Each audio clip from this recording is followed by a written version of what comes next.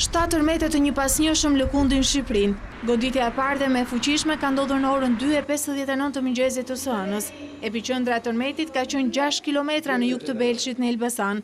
Ky tërmet me magnitudë 5.2 të shkallës Richter është ndjerë në të gjithë territorin e vendit. Në epiqendër aktiviteti i tij ka qenë 7 ball, ndërsa në qytetet përreth në Durrës, Fier, Vlorë dhe Tiranë ai ka qenë 5 ball. Nga sismologët ai konsiderohet një tërmet me aktivitet mesatar, duke e krahasuar me atë të vitit 2009 që ndodhi në Gjoritës të Dibrës. Ky është një tërmet mesatar.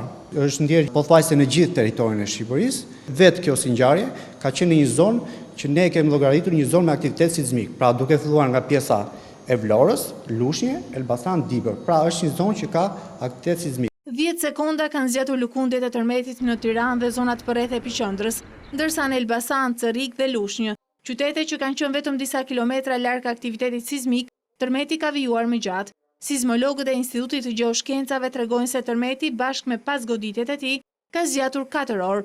Lëkundja e fundit dhe e 7 është regjistruar në orën 7 të mëngjesit. Specialistët e hedhin poshtë zërat se ndryshimet klimaterike ndikojnë në nxitjen e tërmeteve. Nuk ndikojnë, për arsye sepse ngjarja sismike ndodhi në brendësitë të tokës dhe rasti konkret është 18 kilometra në thellësitë të tokës, pra është shumë. Këto janë tërmete që çlirojnë energjinë.